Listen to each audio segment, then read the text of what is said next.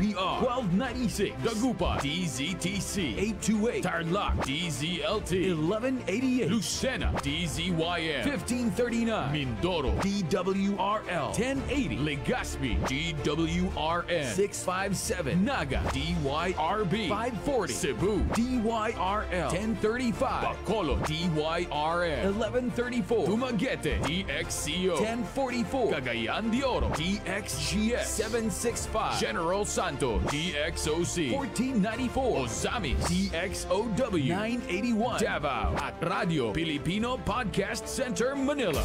Ito ang kabahagi mo Radio Pilipino, napapakinggan on air and online sa buong mundo sa pamamagitan ng www.radiopilipino.com. Impormasyong may kalidad at serbisyong may halaga, kasama katuwang kapinoy. Kabahagi mo Radio Pilipino. Radio Pilipino. Ang trusted dog food ni Catherine Bernardo, Nutri-Chunks na. Listo at ganado ang baby ko sa vet-approved Nutri-Chunks with active boost and prebiotics na pampalisto. Made with real meat and essential nutrients that help keep them healthy and happy. Listo ganado sa Nutri-Chunks. Kabahagi mo Radio Pilipino. Saan mang bahagi ng Pilipinas, saan mang bahagi ng mundo, ano mang uri ng pamumuhay, kabahagi mo Radio Pilipino. Sumasahim papawid sa DWPR 1296 Dagupan DZTC 828 Tarlac DZLT 1188 Lucena DZYM 1539 Mindoro DWRL 1080 Legazpi DWRN 657 Naga DYRB 540 Cebu DYRL 1035 Bacolod DYRN 1134 Dumaguete DXCO 1044 Cagayan de Oro DXGS 765 General Santo DXOC 1494 Ozamis DXOW 981 Davao at Radio Pilipino Podcast Center Manila. Ito ang kabahagi mo Radio Pilipino, napapakinggan on air and online sa buong mundo sa pamamagitan ng www.radiopilipino.com. Impormasyong may kalidad at serbisyong may halaga, kasama katuwang kapinoy. Kabahagi mo Radio Pilipino. Radio Pilipino. Pulsong Pinoy. Kabahagi ng bawat Pilipino. Pulsong Pinoy. Ang programang magbibigay linaw sa mga katanungan sa politika, negosyo at kalusugan. Pulsuhan natin yan. Pulsong Pinoy. Kasama ang kabahagi mo, Ben Paipon. Pulsong Pinoy.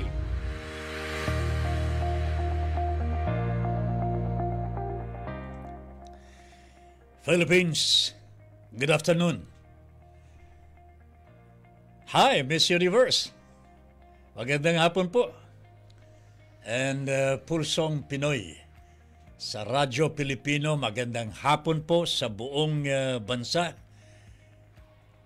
This is our first day of broadcast sa Radyo Pilipino, and I'm very happy and appreciative of the accommodations given to us by the administration and management of Radyo Pilipino, lalong-lalo na sa ating butihing at napakagandang manager ng ating stasyon, si Miss Cathy Gabriola.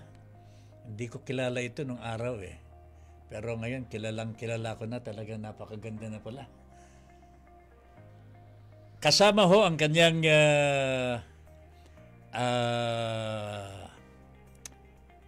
siyempre, ano bang, how would I call this? Ang kanyang one and only. Cathy,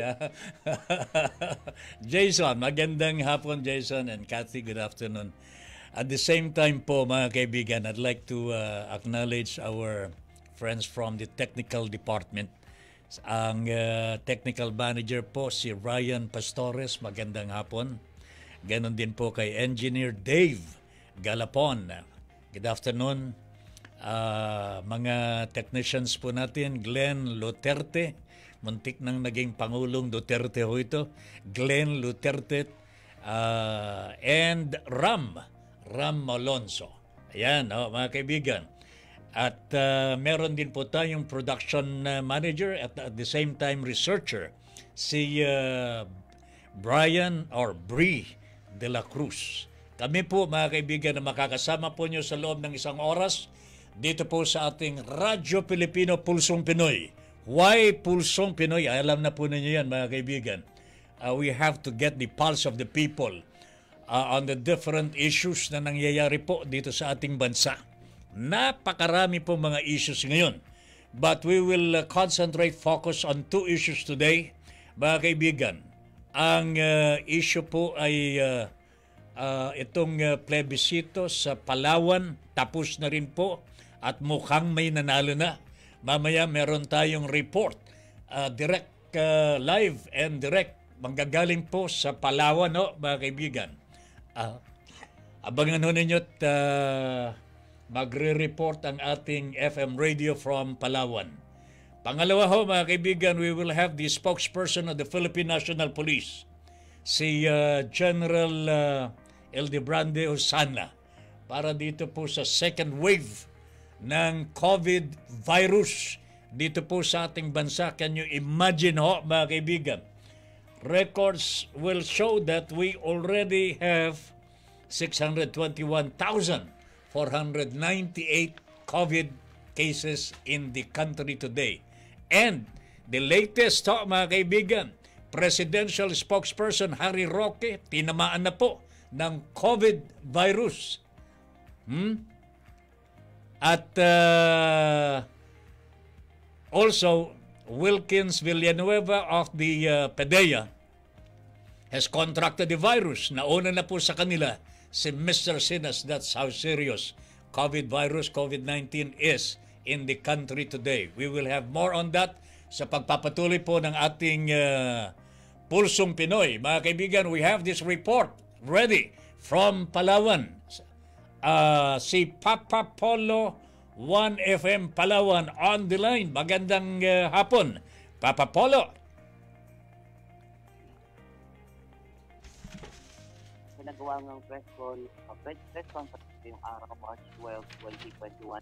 Alauna ng hapon na ginanap sa Busali sa Kapitolyo, kung saan nga ay tinatahay ng Palawan sa dating probinsya, ay nagbigay niya ng official statement sa Jose Chavez Alvarez. Pinasa naman ng PIO Winston Artaga. Tinatanggap na umano at iginagalang nila ang lumabas na resulta sa paghahati ng Palawan sa tatlong probinsya. Dagdag pa rito na hindi naman raw ang pamahalaang panlalawigan ang natalo, kundi at ang taong-bayan. Maganda naman raw ang hari ng paghahati ng probinsya dahil ito raw para sa taong bayan at hindi sa pagsasaling interest lamang base sa RS 1259 na nilisaan ni Pangulong Rodrigo Duterte. Ipapatuloy din umano ang kanilang pagtitipon sa taong bayan makabili ng lumabas resulta nakakatakot. Wala dito sa 1FM Puerto Princesa sa Palawan kung si Papa Polo nag-uulat sa aming panig ng mundo. Kapahagi mo ang Radyo Pilipino. Maraming salamat. Thank you very much. Papa Polo 1FM Palawan, Puerto Princesa ho. Mga kaibigan, we have that report. Panalo na po ang no votes sa plebisito sa Palawan. In other words, the people of Palawan do not want a divided Palawan ho, mga kaibigan. Ayaw po nila ang tatlong probinsya ng Palawan. Okay? So nanalo po sila laban sa mga Goliath. Ang nagsusulong po ng division ng Palawan ay mga politiko daw po ng Palawan. But the people of Palawan have exercised the right to vote. At ito ho, mga kaibigan, ang result, overwhelming ang panalo ng no vote. They would like Palawan to be one. Kanya pasalamatan din ho natin si Miss Cynthia Sumagaysay del Rosario, the lead convener for One Palawan movement, who said she was ecstatic by the result because they had to fight the Goliaths in local politics who supported the split. So yan ho, mga kaibigan, nanalo ang mga ordinaryong mga mamamayan sa Palawan. So we have a one Palawan today until I don't know hanggang kailan po madidivide kaya ang Palawan sa hinaharap. Alright mga kaibigan, we have this report muna. Also from the inside ho. Mga kaibigan, Presidential Spokesperson Harry Roque tinamaan na ng COVID-19 virus.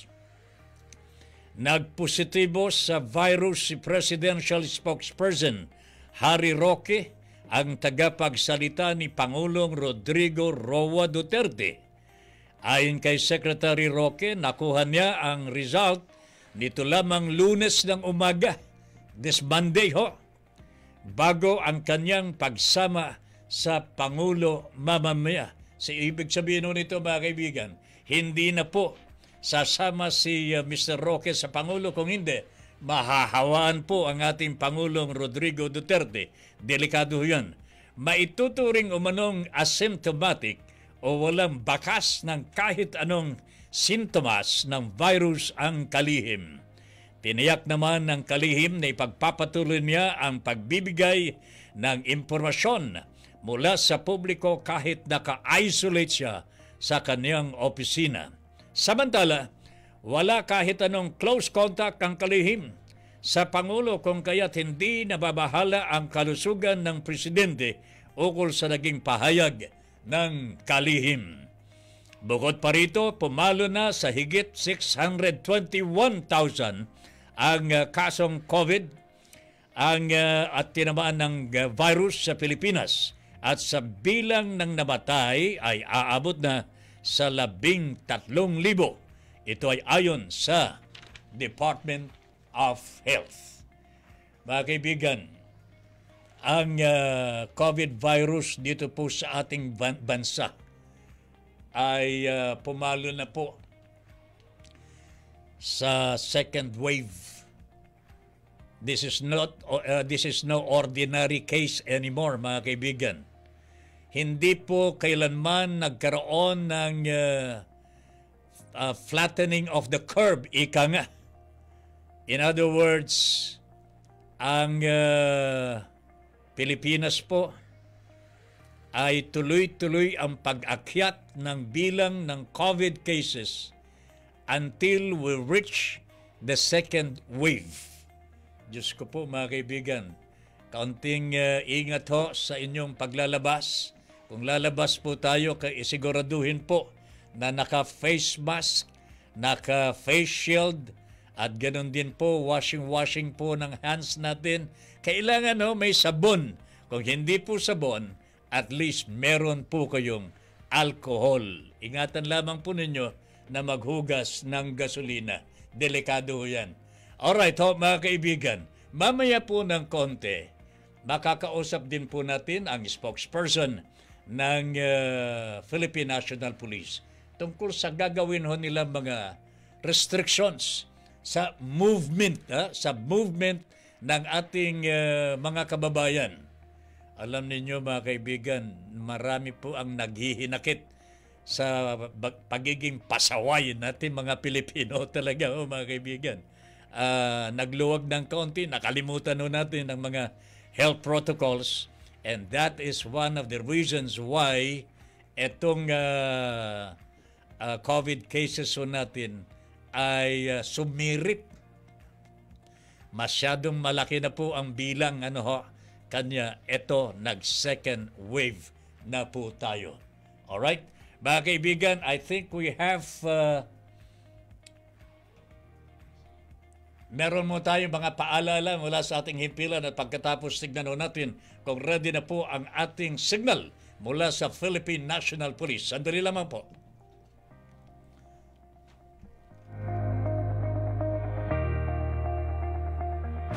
Ben Paipon sa Pulsong Pinoy. Radio Pilipino. Ang trusted dog food ni Catherine Bernardo, Nutri-Chunks na. Listo at ganado ang baby ko sa vet-approved Nutri-Chunks with active boost and prebiotics na pampalisto. Made with real meat and essential nutrients that help keep them healthy and happy. Listo ganado sa Nutri-Chunks.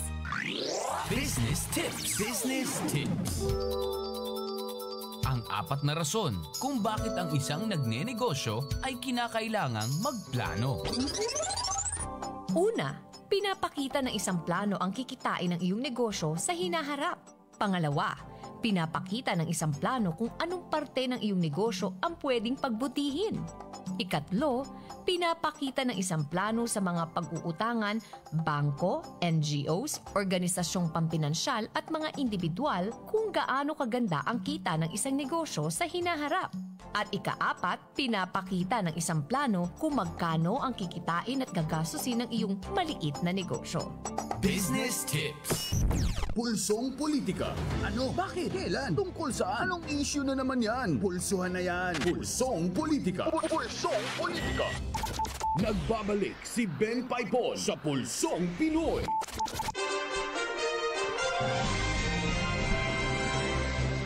Alright, balik tayo mga kaibigan. Pulsong Pinoy sa Radyo Pilipino. Ako po si Ben Paipon. This is our first day today sa Radyo Pilipino. Kanya sa buong Pilipinas ho mga kaibigan, where we have this satellite radio stations ng Radyo Pilipino. Magandang hapon po at thank you very much for the accommodation. Napakainit po ang pagtanggap po sa atin dito sa Manila. And I hope we will be accommodated in the provinces as well.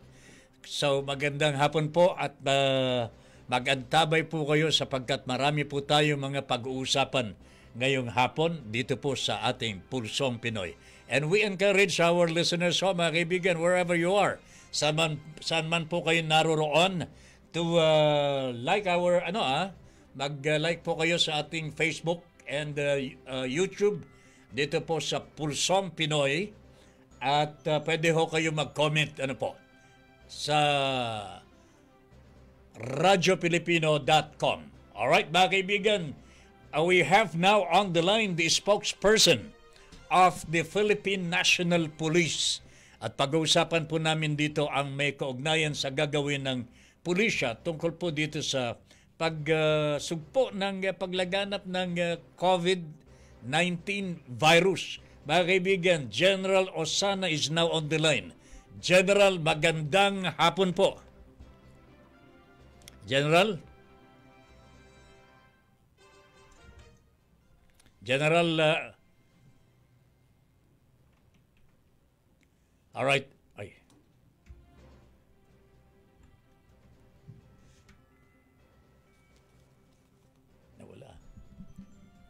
Naputol. All right. Noops.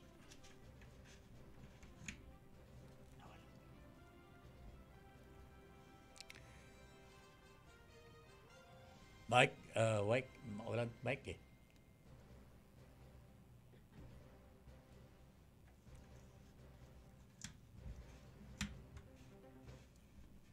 Wala.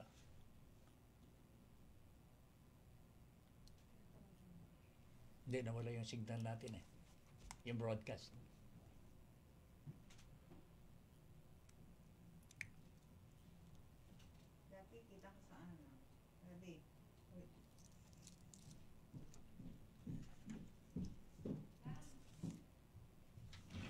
Nawalang signal.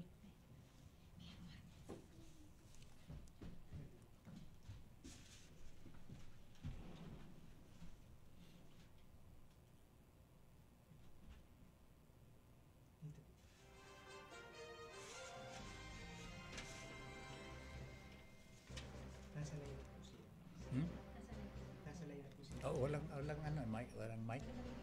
Walang marinig.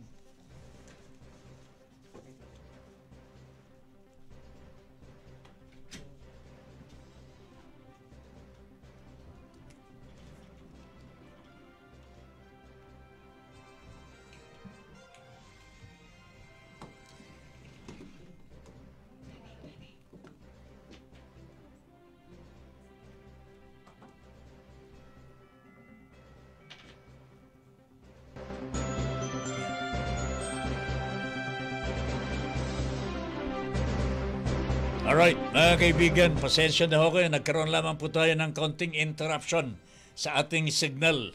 Kasi ho, meron tayong napakahalagang gagawing pakikipag-usap sa ating Philippine National Police. Kaugnay po ng kanilang mga gagawing hakbangin tungkol po dito sa pagtaas ng rate ng COVID cases dito po sa ating bansa. Alright, mga kaibigan, ready na po ba? Ready na po si General Osana. Mga kaibigan, we have this line already available with the good General of the Philippine National Police, spokesperson of the Philippine National Police, General Osana. General, magandang hapon po. Magandang hapon din po sa inyo po mga kadasunod. Okay. Magandang hapon din po. Good afternoon, sir. Magandang hapon and thank you very much sa pag-acknowledge po ninyo ng aming tawag dito sa Radyo Pilipino. General, we are now on the second wave, that is as far as the DOH is concerned. Ano po ang mga primary concerns ng PNP ngayon in so far as implementation of health protocols are concerned? Well, una pa lang po, nagkaroon na po ng direktiba, CILT, Undersecretary Florete, na magkaroon ng intensified implementation po nitong minimum health and safety protocols. At ang mga pulis nga po ay sinalaga para masigurado na ang mga mamamayan ay compliant with these protocols. Yung pong pagpalo, pagsipan ng infection sa COVID-19 is already a clear manifestation na sadya pong ang mga mamayan na dapat sumunod na po. At hindi na po kailangan ang mga otoridad natin at kailangan italat na. Pero dahil dito, kailangan po talaga yung visibility ng ating mga kapulisan at merong deployment plan upang yung intensified campaign pagdating po sa mga protocols natin. Sa mga katuwido, General, ang ibig sabihin po nito ang PNP will intensify the implementation with stricter measures sa buong kapuluan na? Ito lang muna sa Metro Manila dahil alam naman po natin ito ang spike ng COVID-19 virus. No? And we hope na magkakaroon po ng mababang datos pagdating po sa mga panahon after na ma-implement po natin yung strict enforcement. We have to understand that open po ang ating ekonomiya and we could not ascertain kung ang ISTF ay magsasagawa din ng panibagong guidelines upang ma-address po yung pagtaas ng ilang no? Sa PNP po, magkasagawa lang po muna kami ng mga checkpoints at sisipin po namin yung mga curfew hours na i-implement ng local government unit ay isasagawa base naman po sa panuntunan na kung sino yung essential workers na nabibilang sa mga tao na nag-cooperate during night time, sila po ay papayagan. Pero yung pong walang siguro dahilan upang sila pa ay makikita sa daan, sila po ay sisitayin ng ating mga kapulisan at maaaring under the existing ordinances ng mga local government executive, meron po tayong karampatang sanction. Kung una, a warning, maybe the next time, magkaroon po ng multa at kung kinakailangan ay may mga apprehensions pag hindi po sila mapagpapit po. Alright. Medyo mas mahigpit na po siguro ngayon, General. Ano po? Kasi talagang pataas ang COVID cases. General, maiba lamang po ako. What is the role now of the PNP insofar as the case of General Sinas who tested positive daw po sa itong nakaraang linggo, no ho? Will there be investigation dahil nag-skip daw po siya ng mga health protocols, papunta siya sa Occidental Mindoro?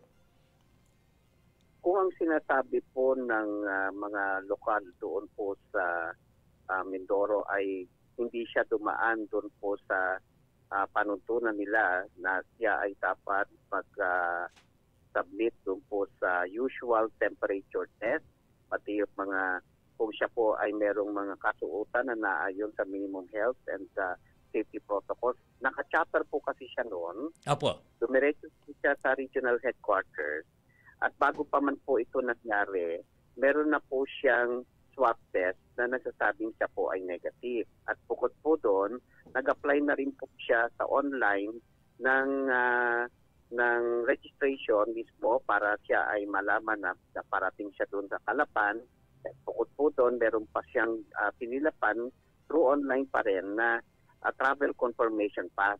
Ito po dalawang ay apply niya po at mismo ang Calapan City government mag-a-attest na yung application niya sa travel confirmation na i-grant po nito ng syudad. So wala pong balakid upang siya'y pumunta doon po sa Mindoro. Pagdating po niya sa Mindoro, via chopper, test po uli siya dahil ang layunin niya from Mindoro diretso po siya sa Palawan.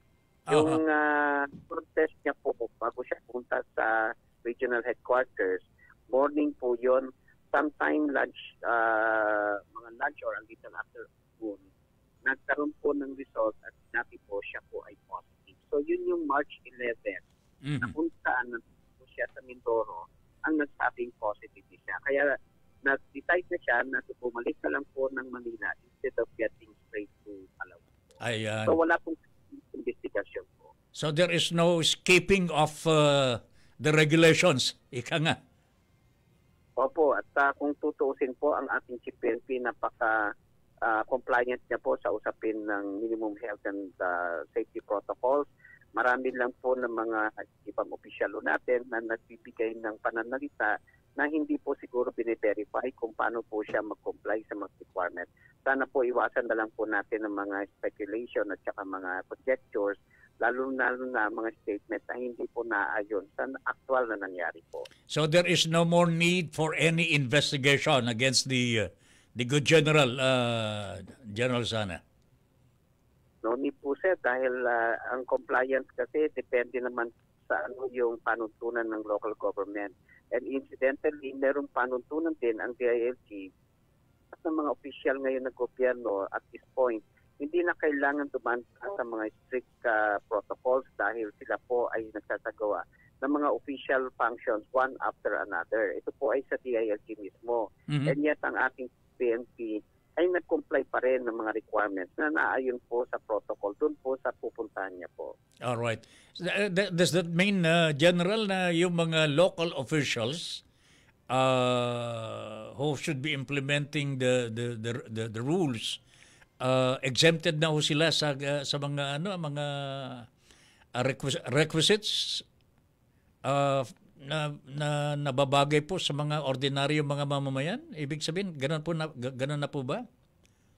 May DILG memorandum po kasi na ang mga government officials who are working from one place to another do not have to be strictly required to undergo yung mga ganung mga requirements so long as they are compliant with the minimum health and social safety protocols. Ano po ito? Nagsusot po sila ng face mask, face shield, they observe physical distancing at hindi po sila nagsasubmit sa mga matataong mga okasyon dahil ito po ay magbibigay sa kanila ng kadailanan kung sila po ay vulnerable. No? So ito po ay hindi lang po ng ating CPNP, palagay ko naman halos lahat ng government officials ngayon ay ganyan ang mga ginagawa pag sila ay napupunta po sa mga iba-ibang lugar. However, meron pong mga local government protocols na kung saan i-require muna ang ilan na magpa-register. At ito naman po ang ginawa ni PNP doon po sa Mindoro at sa Palawan po. Alright. Kumusta na po si General Sina? So, General Sana? Okay naman po siya, sir. Kumbaga, hindi naman po siya nakakaramdam ng kahit ano pa mang kakaiba sa katawan niya. At kami naman po yung maasa na makarecover siya immediately at makabalik po siya sa kanyang work po. Is he in the hospital or just sa bahay lang? Sa Camp Crame po, meron po kaming quarantine facility. There is a quarantine facility sa Campo Crame mismo, General? That's right po, sir. Okay then. Thank you very much for your time, sir. Magandang hapon po. Salamat din po, sir. God bless po. All right. Thank you very much. Mga kaibigan, si General Ildebrande Osana, Philippine National Police spokesperson. Hindi naman daw po lumabag sa protocols or requirements ng LGU sa Occidental Mindoro, itong si General Sinas. That's the statement from the Philippine National Police. The statement coming from the local government is entirely different naman po, mga kaibigan. Pero nadinig na po ninyo kung ano ang statement ng Philippine National Police. That is official. Okay? Salamat po si General Osana. Mga kaibigan, ang oras po natin alas 3:31 at magbabalik po ang Radyo Pilipino Pulsong Pinoy after this.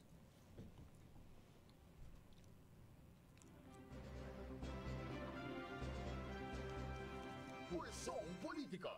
Ben Paipon. Sa Pulsong Pinoy. Pulsong Pinoy. Radyo Pilipino. Kabahagi mo. Radyo Pilipino.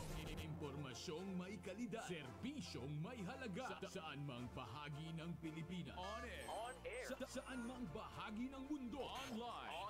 Ano mang uri ng pamumuhay. Kasama. Katuwang. Kapinoy. Kabahagi mo. Kabahagi mo. Radyo Pilipino. Radyo Pilipino. Iwasan ang pagkakaroon at pagkalat ng sakit na COVID-19. Palagiang maghugas ng kamay. I-check ang temperatura para sa lagnat. Umiwas sa matataong lugar. Iwasang hawakan ang mukha kapag hindi pa nakakapaghugas ng mga kamay. Iwasan muna ang pagyakap, beso-beso o paghalik sa ngayon. Maging maingat, maging ligtas. Basta't laging handa at sama-sama, kaya natin to. Hatid sa inyo ng PCOO, DOH, KBP at ng himpilang ito. Ang trusted dog food ni Catherine Bernardo, Nutri-Chunks na. Listo at ganado ang baby ko sa vet-approved Nutri-Chunks with active boost and prebiotics na pampalisto. Made with real meat and essential nutrients that help keep them healthy and happy. Listo ganado sa Nutri-Chunks. Nagbabalik si Ben Paipon sa Pulsong Pinoy.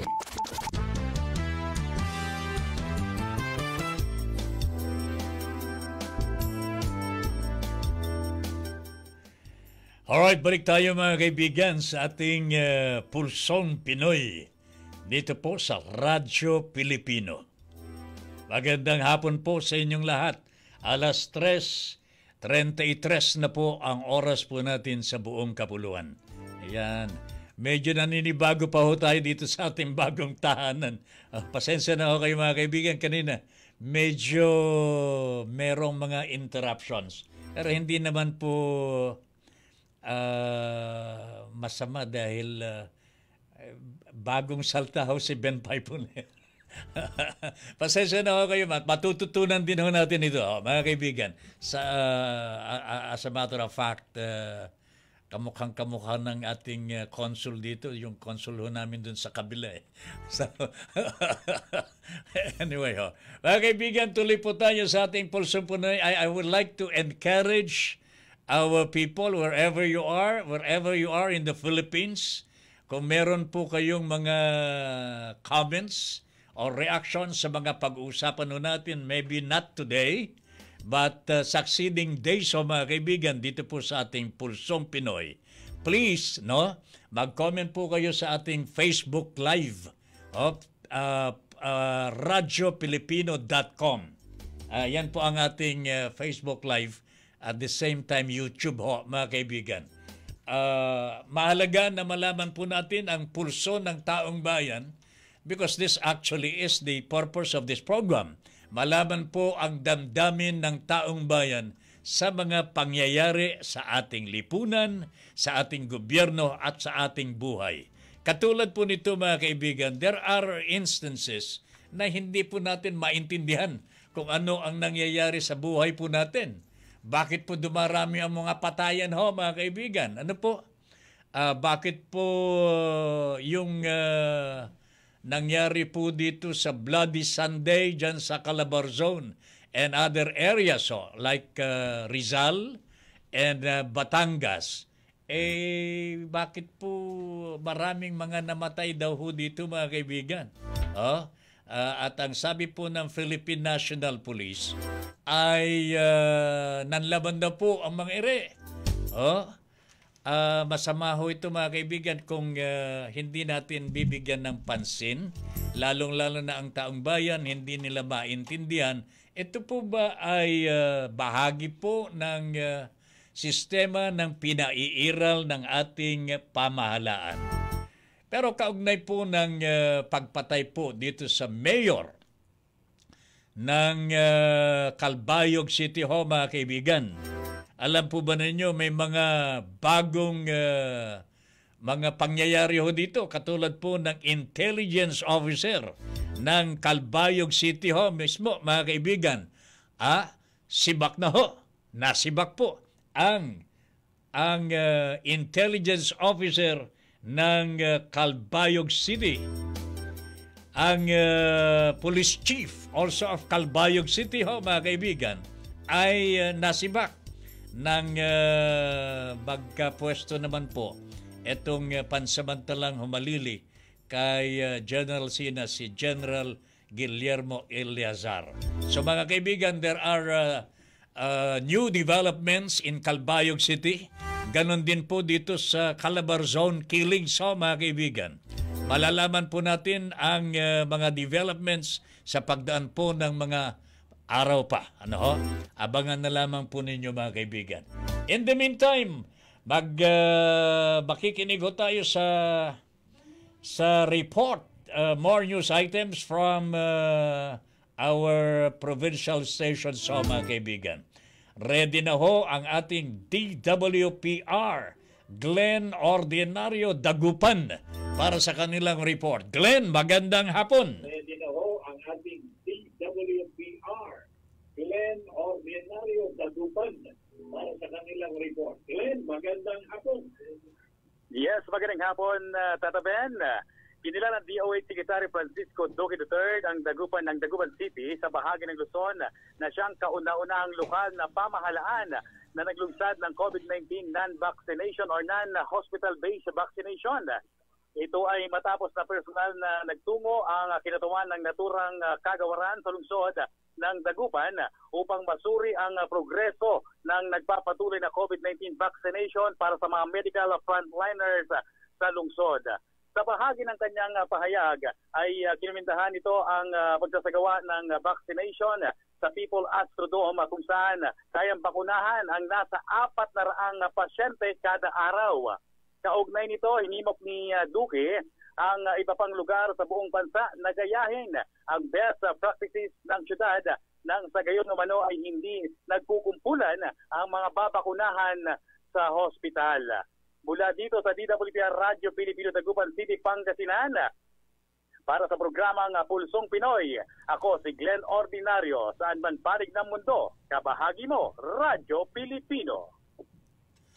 Maraming salamat. Pulsong Pinoy, ako si Glenn Ordinario, saan man panig ng mundo, kabahagi mo, Radyo Pilipino. All right, thank you very much. Maraming salamat, Glenn Ordinario, DWPR, Dagupan. Yan, mga kaibigan. Konektado po tayo sa buong Pilipinas. Basta't Radyo Pilipino ang inyong pinakikinggan. Alright, mga kaibigan. Ben Paipon po ang inyong nakakasama ngayong araw na ito, mga kaibigan, sa ating programang Pulsong Pinoy. Alas 3 hanggang alas 4 ng hapon. Every day, Monday to Friday. And this is our first day. Kanya naninibago tayo, mga kaibigan. Pasensya na ho kayo. Ang sabi nga po nila, parang ito bagong panganak ho, mga kapitbahay. Hindi pa po natin kabisado ang mga pipindutin ho dito. Kanina ho, mga kaibigan, natataranta talaga ako. You will see me on Facebook ho, mga kaibigan. My face. Pero this is, talagang ganyan ho, mga kaibigan, naninibago ho .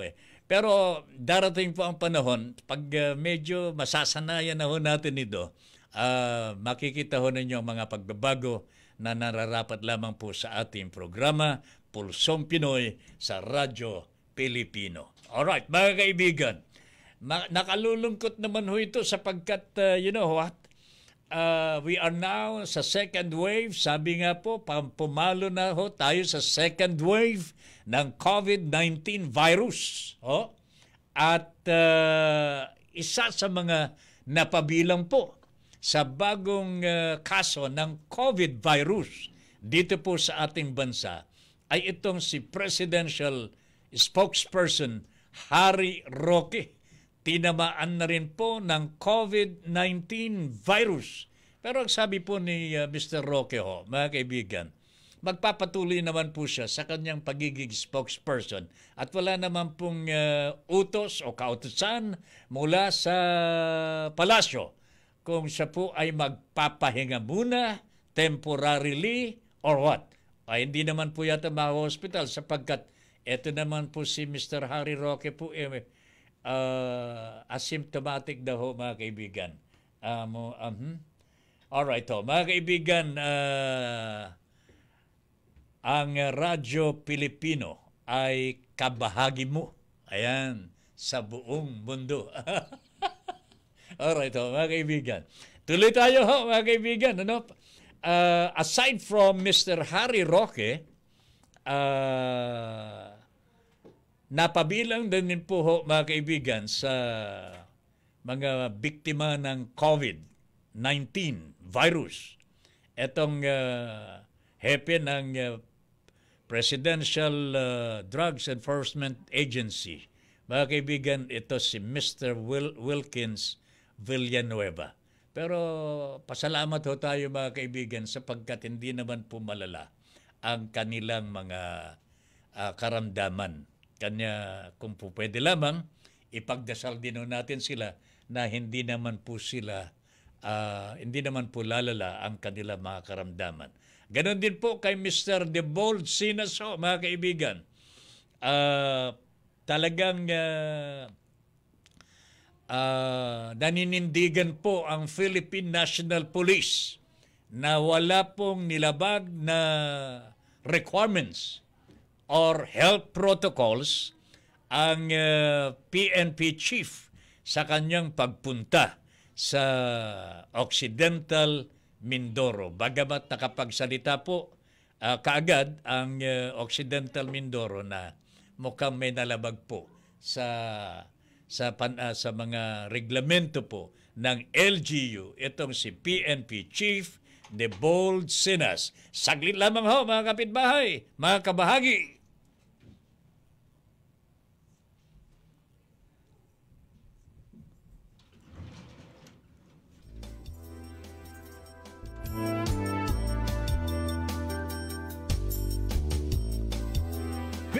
Ben Paipon sa Pulsong Pinoy. Radyo Pilipino. Ang trusted dog food ni Catherine Bernardo, Nutri-Chunks na. Listo at ganado ang baby ko sa vet-approved Nutri-Chunks with active boost and prebiotics na pampalisto. Made with real meat and essential nutrients that help keep them healthy and happy. Listo ganado sa Nutri-Chunks. The coronavirus disease is a new sickness that is highly contagious and should not be taken lightly. To combat the threat of COVID-19, it's always best to be prepared. So, here are a couple of reminders for everyone to keep in mind. Always wash your hands with soap and water. Make it a habit. Use alcohol and hand sanitizer. Keep them handy all the time. Cover your mouth with a handkerchief or tissue whenever you cough or sneeze. Dispose of the tissue properly after. Avoid close contact with a person who has fever or shows symptoms of the flu. Make sure that food is thoroughly cooked, especially meat and eggs. Avoid direct contact with live animals and surfaces in contact with animals without any protection. In any situation, always be prepared. Remember, you can help prevent the spread of the virus. Basta't laging handa at sama-sama, kaya natin to. Brought to you by the PCOO, DOH, KBP, and this station. Nagbabalik si Ben Paipon sa Pulsong Pinoy.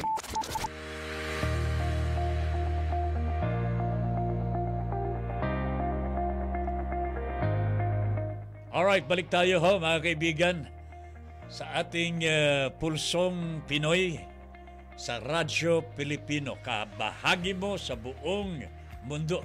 Ayan.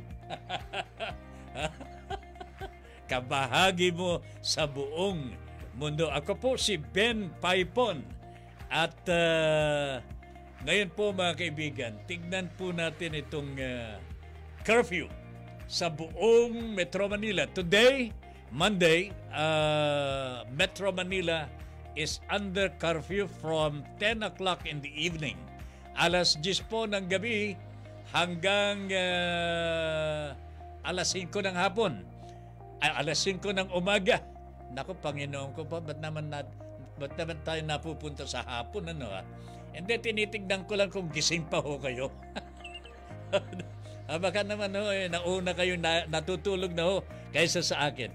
So mga kaibigan, curfew hours from 10 o'clock in the evening hanggang alas 5 ng madaling araw. Okay? Sumunod po tayo mga kaibigan sa curfew sapagkat kung hindi, makukulong ho tayo, magmumulta ho tayo, o baka may mangyari pa po sa atin. Hindi po maganda mangyari. Lalong-lalo na ho mga kaibigan, dito po sa Metro Manila, bawal po ang uminom sa kalsada. Ay nako, Panginoon ko po, sino kayong mga sino po kaya sa atin? Marami po sa mga kaibigan natin dito sa Metro Manila, lalong-lalo na sa mga dito po sa mga informal settlers ho, mga kaibigan. Kanto-kanto, may inuman eh. Wag muna ho, mga kaibigan, wag muna ho tayo mag-iinuman, lalong-lalo na ho. Alam po ninyo, ang sinasabi po nila sa pagtaas ng COVID cases ay nandyan po sa hindi natin pagsunod sa pagsusuot ng face mask. At the same time po, mga kaibigan, nandyan po yung nakikisalamuha po tayo kung kani-kanino ho. Hindi po ninyo kakilala kung sino, may barkada ka, may barkada din po siya, nagkatagpo-tagpo kayo, pare-parehong, hindi po kayo nagsusuot ng face mask, pagkatapos nagiinuman, nagkakasigawan ho mga kaibigan sapagkat napakalakas ang karaoke. Nagbibidyo kayo mga kaibigan. Ito ho ang sanhi ng pagtaas ng COVID. Alam po ninyo mga kaibigan, nasa barkada po kayo. Ha? Hindi po ninyo alam na meron na kayong daladalang virus sa inyong katawan. Halimbawa ho, barkada ho ninyo, nag-iinuman ho kayo sa kalsada. O, hindi mo alam, nakahanap ka na ng napasok ka na ng virus ho. Aba, umuwi ka. Siyempre, uuwi ka dahil may bahay ka po eh. Kahit pa paano may bahay tayo. Ayan ho, mga kaibigan. Kausap mo na po yung mga kaibigan mo. Kausap mo na yung kapamilya mo. Oh? Hindi mo alam na may COVID ka na, ha? Di na i-transfer mo na. Naibahagi mo na sa nanay mo, sa kapatid mo, o kaya sa tatay mo ang COVID. Mga kaibigan, buong pamilya ang meron ng COVID. Family clustering ang tawag ng mga medics po natin, ng ating mga LGUs sa pagtaas po ng bilang ng mga COVID cases. Sa pamilya na po nagmumula at hindi po sa individual people na. Mga kaibigan, ito po ay napakahirap pong lutasin. Kanya makiisa na po tayo, ho, mga kaibigan. Makiisa na po tayo sa ating pamahalaan. Let us do our part. Let us do our share. Kung wala naman po tayong gagawin sa labas at makikipag-inuman lang, ho, sa bahay na lamang po tayo. Ha? Pwede naman kayong uminom sa bahay ninyo eh. Ha? Pwede naman kayong uminom sa bahay. Huwag na ho sa labas. Huwag na ho sa mga barka-barkada muna. Sapagkat hindi po ninyo alam kung sino ang may dala ng virus. Maaring hindi kayo ang may virus ho, mga kaibigan. Kaibigan mo, may virus na ipasa sa iyo. O paano ngayon yan? Pag uwi mo, dala-dala mo yung virus. Pati pamilya mo na ang nahawa ho, mga kaibigan. So ito po ang dahilan kung bakit tayo po ay nagkaroon na po itong tinatawag na second wave dito po sa ating bansa. Matindi ho ito sapagkat we have been in this predicament ho, mga kaibigan, for more than 1 year. Kapag hindi po natin nasugpo ito, sabi po ng Okta Research, Ito ho yung mga private researchers po natin, mga kaibigan, from the University of the Philippines and the University of Santo Tomas. Alam po ninyo ang sabi ho nila, kapag hindi po tayo nakiisa at hindi po nating inalintana ang panganib, mga kaibigan, by the end of March, etong buwan ng Marso, baka ang bilang ng COVID cases on a daily basis, araw-araw ho mga kaibigan, 5 to 6,000. Isipin ho ninyo yun mga kaibigan. Balik po tayo noong July 2020, kung saan ho, halos ganun din po kalaki ang bilang ng mga nararanasan po natin sa ating mga kababayan. So paulit-ulit lamang ho yun. So second wave po tayo mga kaibigan, kung hindi po natin napigil po ito, mga kaibigan, huwag po tayong aasa ng ating ekonomiya ay mabubuksan. Nako, delikado talaga ho mga kaibigan. Huwag naman po sanang dumating panahon, palagi na lamang po tayong nasa loob ng ating mga tahanan. Huwag naman po sana. Sino bang gustong hindi lumabas? Ano po? Pero kung pasaway ho tayo, hindi tayo susunod sa mga health protocols, mga kaibigan, hindi po malayo. Hindi tayo makakalabas ng bahay sapagkat ang ekonomiya po natin ay hindi po luluwag. Mas marami po ang walang trabaho, mas marami po ang hindi makakabili ng karne sapagkat napakamahal na po ang karne, mga kaibigan, pati na po ang galunggong. Tumaas na rin po ang presyo ng galunggong. Pagka hindi po natin napuksa ang pagdami ng virus, mga kaibigan, the economy will not open. No matter how much our government would like to open the economy, napansin ho ninyo mga kaibigan, talagang tinutulak po ng ating gobyerno na mabuksan na po ang ating ekonomiya sapagkat isang taon na ho tayong naghihirap po mga kaibigan. Nagpakampante ho tayo pare-pareho eh. Hindi natin inalintana yung pagsirit po ng virus ho mga kaibigan. Ito ho, nabulaga ho tayo. So what happens now? Mga kaibigan, sa bahay ho tayo. Magtiis po tayo. Magtiis po tayo, sabi po ng ating pamahalaan, national and local governments. This will only take 2 weeks. 2 linggo lamang ho, mga kaibigan, ang ating bubunuin dito. Pagkatapos po ng 2 linggo, may awa ang Diyos. Luluwag ho ng kaunti siguro. Pero wag ho tayong pakampante, Pagluwag ng kaunti, we should still observe the health protocols at kung ano po ang ipinapayo ng ating pamahalaan sa atin. Okay? So mga kaibigan, ito po ang payo ho namin sa ating mga kababayan, sa ating mga kabahagi dito po sa ating Radyo Pilipino. Huwag po tayong pakampante-kampante, sumunod po tayo sa mga health protocols at sumunod daw tayo sa mga magulang ho natin. Sumunod kayo sa mga magulang ho ninyo. Nako mga kaibigan, napakahirap po nito. Lalong-lalo na ito, mga kaibigan, wala pa tayong mga bakuna talaga. There is still the scarcity of the vaccine in the Philippines today. Medyo mabagal po ang dating ng bakuna na siyang antidote sa virus na ito. So, in the absence of the bakuna ho, mga kaibigan, kailangan sumunod tayo sa mga health protocols. Alam po ninyo mga kaibigan, itong may balita ho. Galing po sa Europa, galing sa Thailand, and other parts of the world. Nagkaroon po ng mga medyo masamang side effects ng yung bakunang AstraZeneca.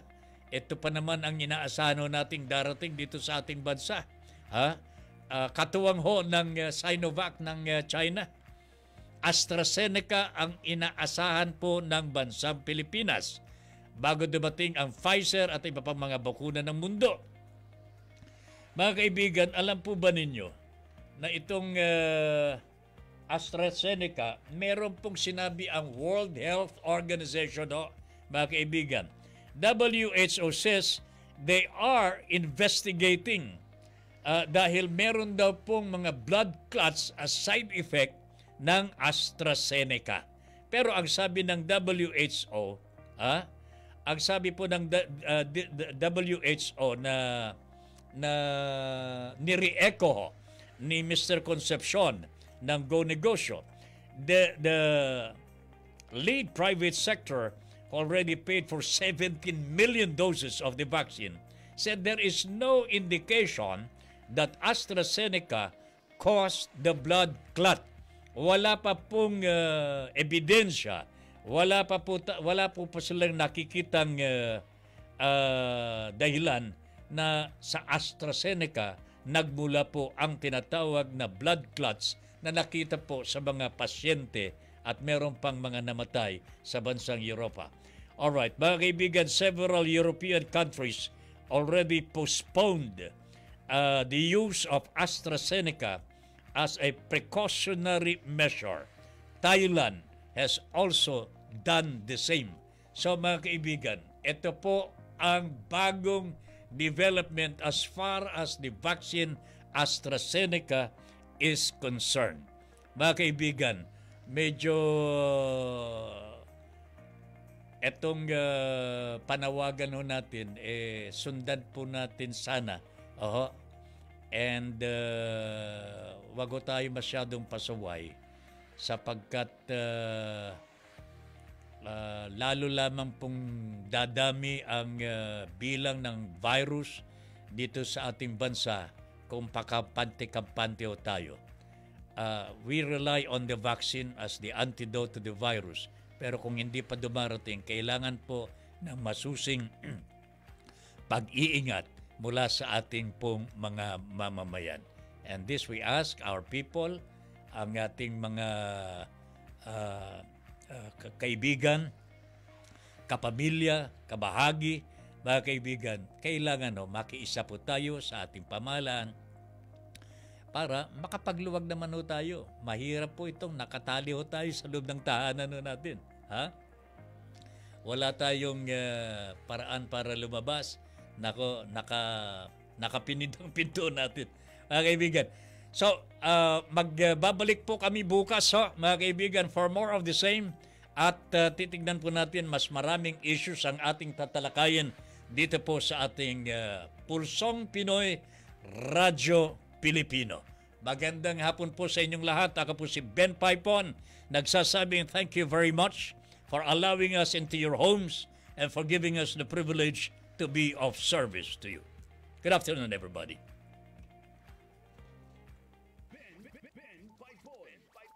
Pulsong Pinoy. Pulsong Pinoy. Inyong natunghayan ang Pulsong Pinoy. Kasama si Ben Paipon. Hanggang sa muli, mula sa kabahagi mo, Radyo Pilipino. Kabahagi mo, Radyo Pilipino. Saan mang bahagi ng Pilipinas, saan mang bahagi ng mundo, anumang uri ng pamumuhay, kabahagi mo, Radyo Pilipino. Radyo Pilipino. Sumasahim papawid sa DWPR 1296, Dagupan, DZTC 828, Tarlac, DZLT 1188, Lucena, DZYM 1539, Mindoro, DWRL 1080, Legazpi, DWRN 657, Naga, DYRB 540, Cebu, DYRL 1035, Bacolod, DYRN 1134, Dumaguete, DXCO 1044, Cagayan de Oro, DXGS 765, General Santos, DXOC 1494, Ozami, DXOW 981, Davao, at Radio Filipino Podcast Center, Manila. Ito ang kabahagi mo, Radyo Pilipino. Napapak mapapakinggan on air, and online, sa buong mundo sa pamamagitan ng www.radiopilipino.com.